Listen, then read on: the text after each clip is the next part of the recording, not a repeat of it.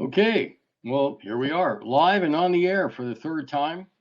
Welcome to the third of three webinars hosted by Orbital Transports, focused on improving your supply chain by using a managed supply chain service. Now, during our first two webinars, we dove into shortening mission delivery times while also touching on reducing costs. We also discussed identifying and mitigating risks. So today, we're going to take a deeper dive into reducing costs across the mission lifecycle. Welcome. Thank you for joining us. My name is Jeff Krukin. I'm the VP of Business Growth at Orbital Transports, and with me is our CEO, David Hurst. Hi, everybody. I'm Dave Hurst, CEO of Orbital Transports. So before we get into this, just two logistics items. I'm going to give you all my email address. If you have any follow-up questions, need to get in touch with us, please contact me at jkrukin@orbitaltransports.com, jkrukin@orbitaltransports.com. If you have some questions you'd like us to address during the live webinar, please use the chat box for that.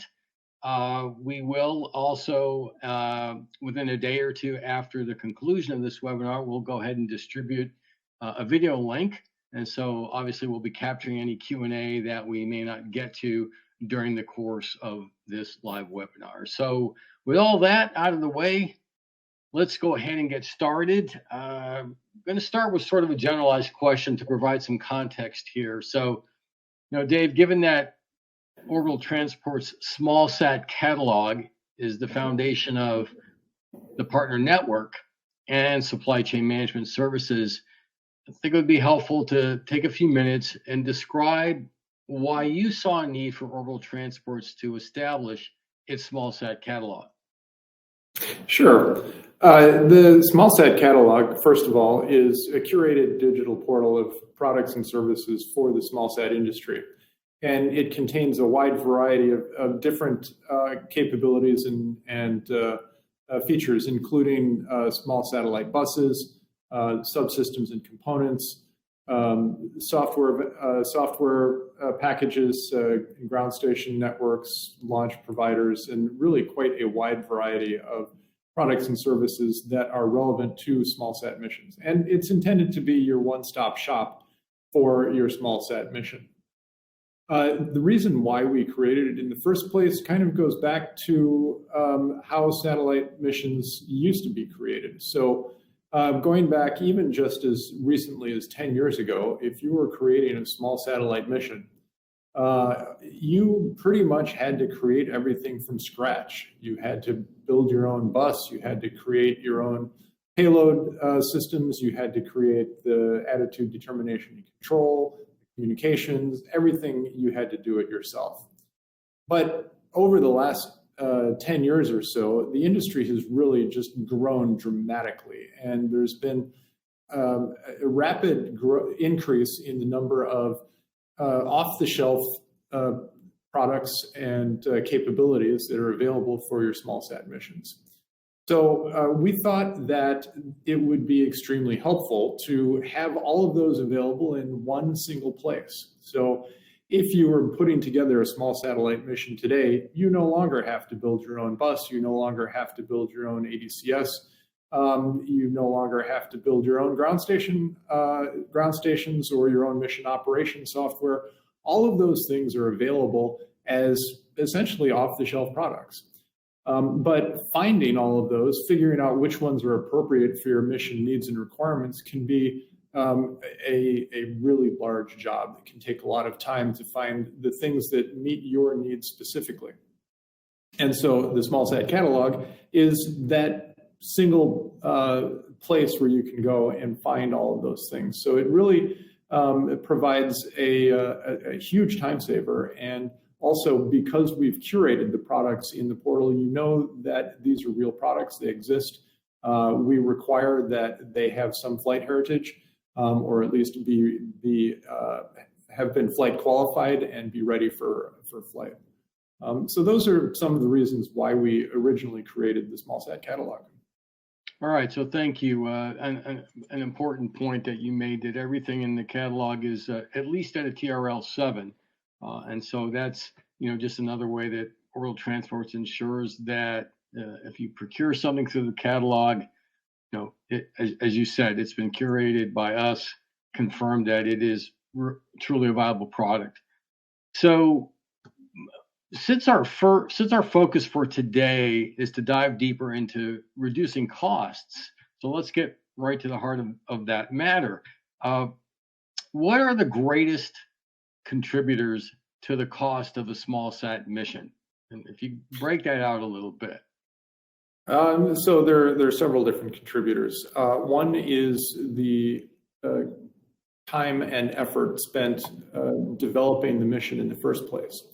And so you need to understand what is your mission architecture, what is the mission plan, and then you need to identify the components that are going to go into that mission. And so there's costs involved in procuring those components, and that typically is spent researching the components and finding the vendors and developing those vendor relationships for your small satellite mission needs. And then, of course, there are launch costs. Although launch costs have come down dramatically in the last 10 years, it still represents a significant proportion of the overall mission cost. Same thing for operations. Operations, it turns out, is an expense that most people don't think about when they're initially planning a mission, because you think, oh, well, that's on the back end. It's only going to happen when I'm passing over a ground station. But those costs add up. And then you also have the cost of actually running a mission operations center. And again, that generally has to happen on a 24/7 basis. So those tend to be costs that people just don't think about when they're putting the mission together in the first place. So, and as you said, it's a different environment today versus yesterday, when now there's so many more vendors to choose from. And the cost, perhaps is controlled a little bit by that competition. So that's a plus. But the downside of that, as you said, is having to spend time doing all the research. I think we had a conversation with a company a month or so ago where the CEO told us that one of their engineers, she was spending like 40% of her time, not designing, not building, but rather online, using the internet, doing research, looking to find vendors of components and subsystems. That's right. And that represents a significant investment. And the real question is, that's effort that's already been done elsewhere. And the SmallSat Catalog, and more importantly, our managed supply chain services can provide those capabilities to you at a much lower cost. So instead of having your lead engineer spending a lot of time trying to figure out what are the components that are appropriate, it's much better to have a supply chain specialist who has the relationships already developed, who knows the market backwards and forwards, and based on your mission requirements, can rapidly identify appropriate solutions for your needs. So, you've spent some time touching on the different contributors, the different factors that impact an overall mission cost. And so when problems occur, which, is almost inevitable when you're dealing with anything that's technologically complex and involves, multiple pieces. So when there are problems, when they do occur, and when that leads to an increase in the total mission cost, of all the different contributors that you touched on, which ones are typically to blame? Are there some that stand out, in your mind as you think about how these varied contributors of a mission contribute to an increased cost? Sure. It turns out actually schedule slippage is one of the major contributors to cost, because as the schedule goes to the right, you're now spending more time paying your engineers and you're not getting a return on that investment. Costs will tend to add up as that project just kind of extends and takes longer to accomplish. And one of the biggest contributors to that actually is supply chain problems. If components are not available for whatever reason, or a vendor is having problems making deliveries, you've invested a lot of time and effort building up that supply chain. And so now you have to pivot, you have to spend more time finding vendors, you have to spend more time validating that the components that those vendors can offer are appropriate for your needs. And that just multiplies the costs as those problems happen. So again, having a supply chain specialist ready to go that you're working with, who has the relationships, who knows your needs, is familiar with the market and what are the products available, they make it very easy to pivot rapidly to different vendors who can provide you with alternative components. And so then your schedule slippage can be minimized, or schedule slippage based on supply chain problems can be minimized. So one of the things you said reminded me that, you know, a significant portion of our industry, our new space industry, if we want to refer to it that way, is made up of startup companies, right? And most of them very young. And we're seeing now a bit of consolidation across the industry, SmallSat industry, launch industry as well, but let's stay focused on the SmallSat industry. So we're seeing consolidation. And of course, there's always the risk of, especially if you're still a startup, of a company failing. So, you know, when you have the need, when you've already done the research, if you've done it on your own, and you've spent all that time going out and finding vendors, and then that one or more of those vendors goes out of business, then you are back to having to have your engineers or someone on your team do that research all over again. And so that's another impact that, given the consolidation that we're seeing, that's expected to continue as well as the industry right sizes. So you talked about how the impact on. Go ahead. Before you move on, there's actually another thought that occurs to me too, is something that we should address, which is that there has been a tendency in the industry for people to want to own their own supply chain. So again, they think that they have to build all of the components. And as we've mentioned, there's plenty of vendors out there who build the components, who specialize in those components. And so you might want to acquire a vendor and bring them in-house. Certainly, we've seen that with some of the large companies like SpaceX. But for many of the startups in the industry, that's just not viable. But because of pressures from investors and VCs who want to control risk in the company that they're making investments in, they pressure founders to bring things in-house. But that adds to costs, because now you are managing the cost of maybe a manufacturing line, which you don't necessarily want to do. And if you need to pivot, you now have a sunk cost in that particular supply chain.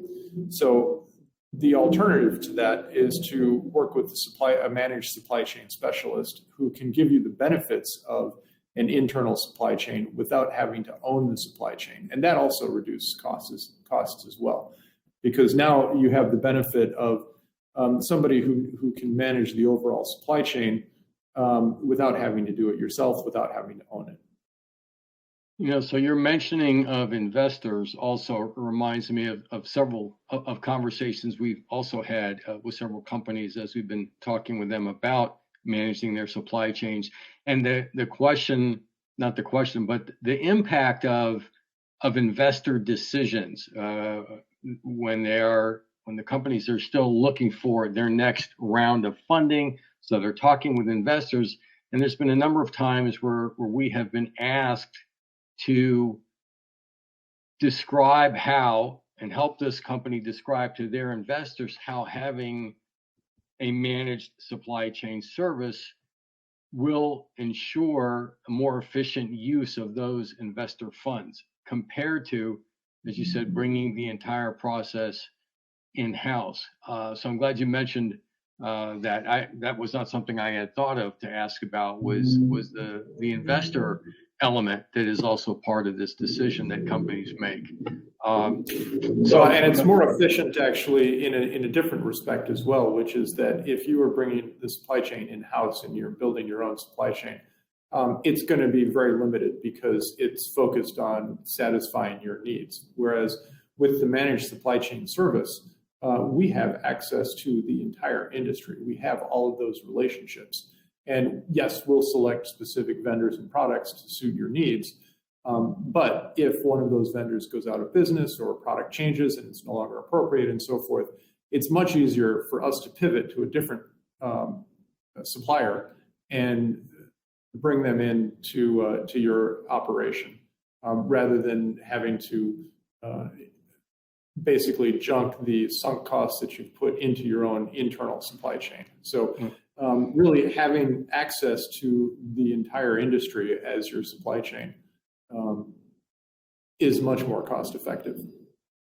Yeah, it's more cost effective. It could be more time effective as well. Exactly. That's right. And it serves to open up the competitive nature, of a really extensive supply chain that exists out there versus if you've brought everything in-house.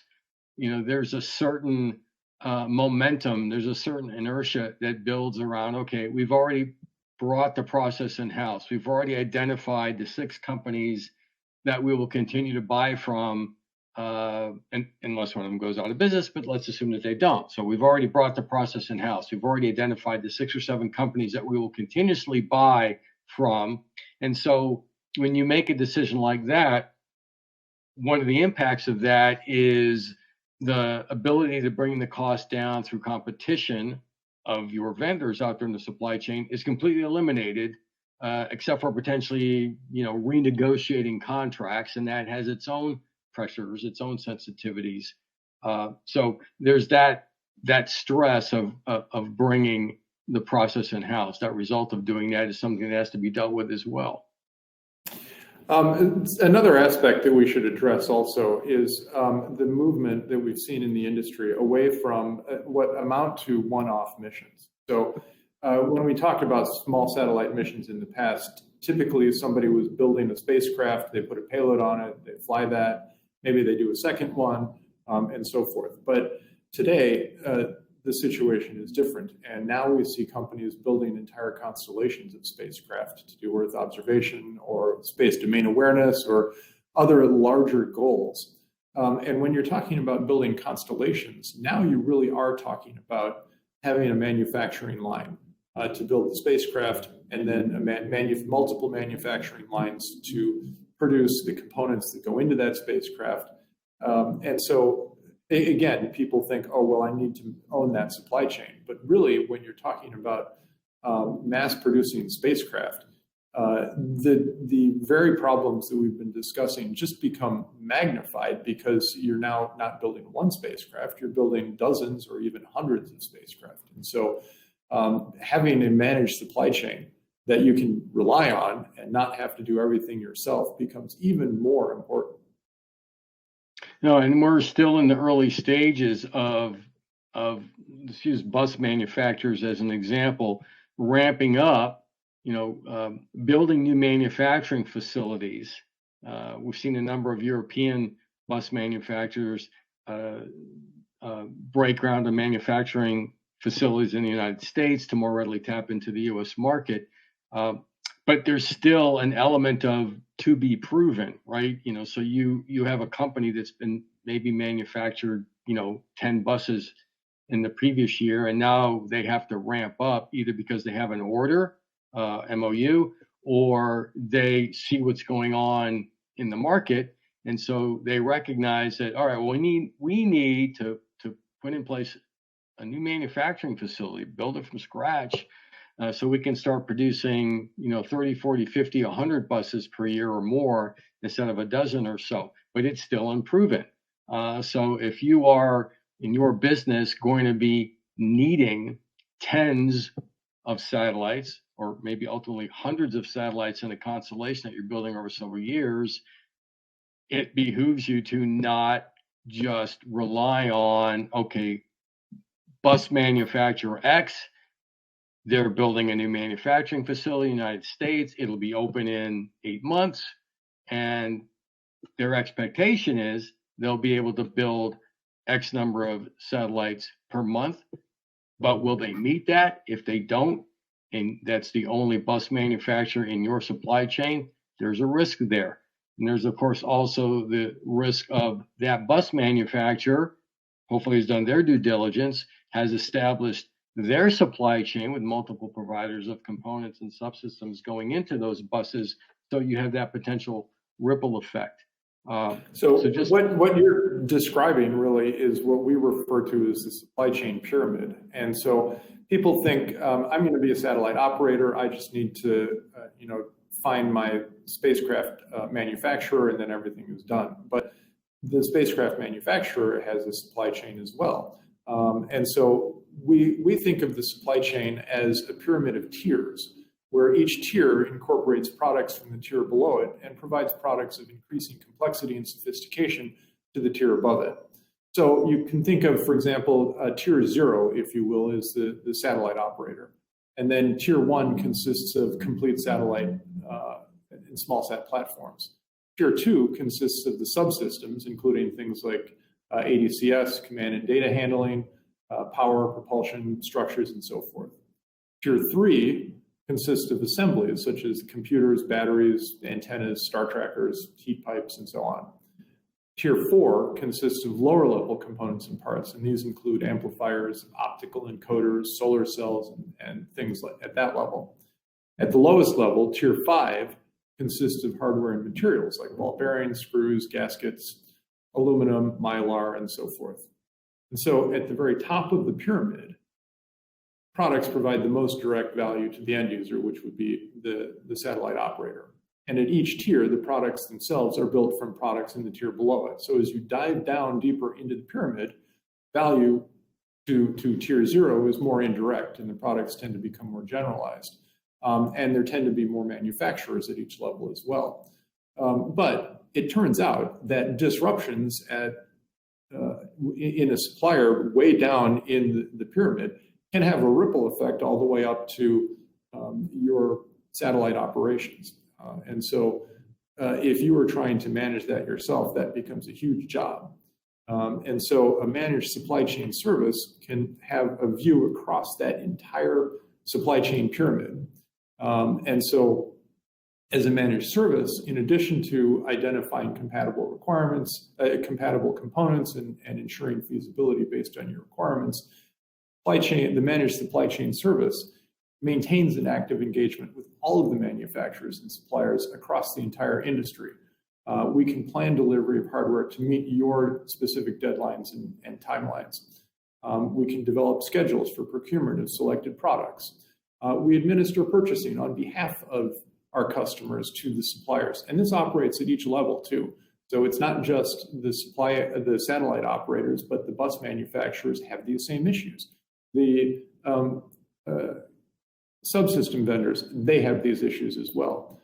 And so the managed supply chain service can administer all of that purchasing process. We can manage the product and supplier documentation, including purchase orders, terms and conditions, invoices, evaluation forms, end-use statements. We can manage import and export requirements, and so forth. So these are things that people just don't really think about when they're starting out, and they're crucial to the success of your business. So having a supply chain specialist who can manage all of these things as part of your team is becoming more and more important, particularly as companies are developing larger constellations and more complex missions.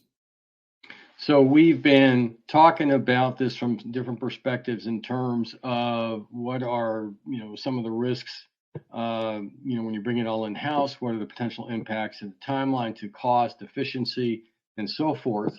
And you've certainly began to touch on the different aspects that orbital transport, wrong word, aspects, the different capabilities, the different services that make up orbital transport's portfolio within its managed supply chain service. But I want to give you an opportunity to dive into that a little bit more, I guess a little bit more directly. So, somebody out there is watching us right now or watched one or more of the first two webinars, and maybe is thinking, hey, right, we need to be talking with Orbital Transports. But one of the questions that their boss may ask them is, why should the company trust its SmallSat supply chain to Orbital Transports to manage?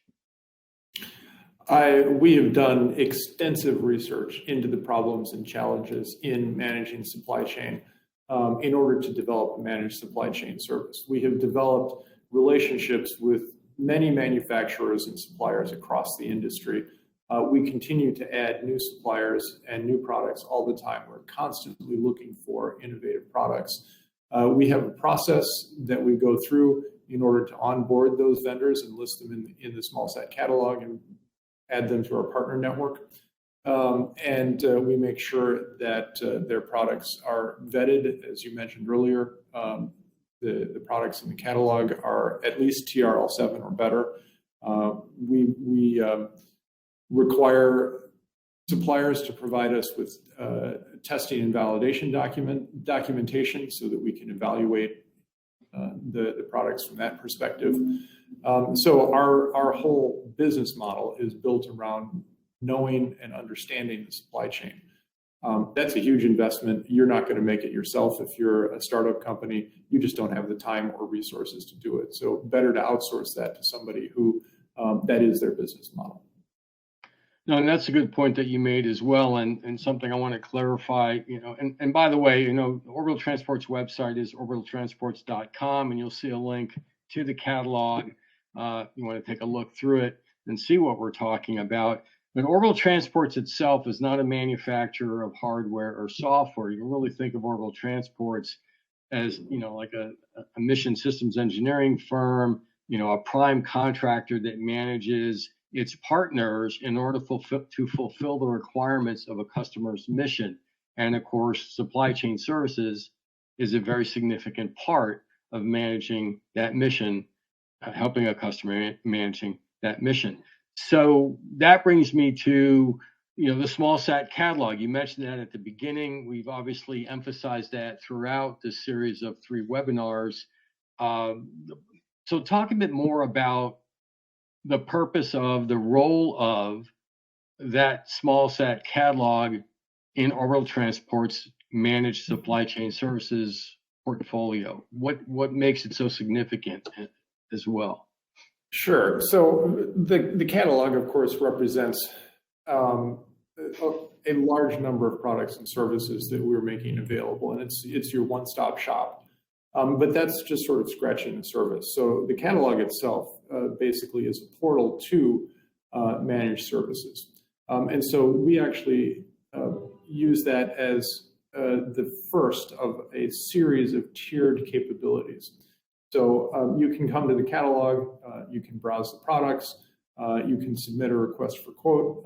We will then interact with you, understand what your needs and requirements are.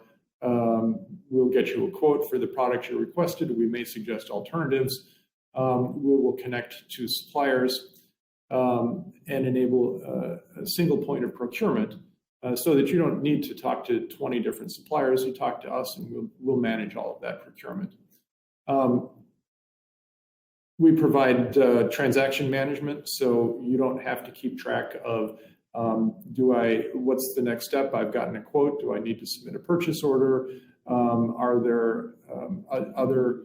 Is there other documentation that I need? Do I need to submit an end use statement because I'm importing from Europe into the US or exporting from the US to Australia? What are the things that need to be managed there? We also can provide you with detailed product technical data, specifications, and then I'll say the full level of service then is monitoring production and delivery schedules, coordinating shipping and delivery, keeping track of regulatory compliances, and collecting supplier performance metrics and just managing the overall process for you. So The SmallSat Catalog is just the first step in a journey of managed supply chain services. And depending on what your specific needs are, we can meet you where you are and help you grow your supply chain and your supply chain needs. No, I'm glad you touched on the regulatory aspect, because that is something that is sometimes overlooked in the early stages. When a company is looking to build their satellite, and that is something that we can assist with. ITAR regulations, when that has to be factored in. We've had several scenarios where we're working with companies in Europe that, understandably, we're not really familiar with FCC regulations in the United States in terms of what was going to be required to deal with, for a given mission. So all of that is part of that portfolio of supply chain services. So go ahead. No, go ahead. I'm sorry, I thought you were starting to say something. Okay. So we've gone through a number of different perspectives, as I said, covered different aspects of what is Orbital Transport's managed supply chain services, what's the value of it, and so forth. And so we're coming near the end of a webinar here, and I want to tie all this up here. I realize not everybody that is watching now has necessarily seen the two previous webinars, maybe one, maybe both, or none. Of course, the videos are available, and those links have gone out to everyone that's registered for each webinar. But I want to give you an opportunity to tie all this together. So during the course of the three webinars, we've discussed minimizing SmallSat mission costs. We've identified and how to identify and mitigate risks, how to shorten timelines of a mission. So as you think of all those elements of a mission that need to be managed, issues that need to be addressed in advance, how would you tie it all together? I'm going to ask it this way, with apologies to theoretical physicists everywhere, what would be your unified SmallSat mission theory? I'm not sure I have a unified SmallSat mission theory, but I might have a unified supply chain service theory. That'd be a better way to ask it, right? And the way to think about this is that satellite buses, subsystems, components, services, launch providers, and so forth are essential to your business. And yet, the satellite manufacturing chain is fraught with component shortages and logistics disruptions, and those have a direct impact on your bottom line. Do you want your engineers to spend their expensive time finding and tracking components and managing that supply chain? You hired them to build satellites. So how much productivity are you losing by not having a single point of procurement partner who can relieve your engineers from the costly burden of finding, researching, and managing suppliers? How much time how much money and resources are you putting into managing a supply chain, figuring out what are the right components, and managing the schedules for delivery, determining all of the documentation that's required, and all of that? How many more satellites could you build? How much more revenue could you earn? How many time-consuming meetings could you eliminate? You had a supply chain specialist as a partner manage all those different aspects of your supply chain. And so by bringing the SmallSat supply chain together with the SmallSat Catalog as the portal, the first step on that journey, a portfolio of curated hardware, software, and services for small satellite missions, Orbital Transports has created a powerful digital foundation for providing integrated supply chain services to the small sat industry. So I encourage you to check out our website, www.orbitaltransports.com, and also check out the SmallSat Catalog at catalog.orbitaltransports.com. So thank you for that summation. I want to thank everyone who has attended today. I gave you all my email address, again, Krukin at orbitaltransports.com.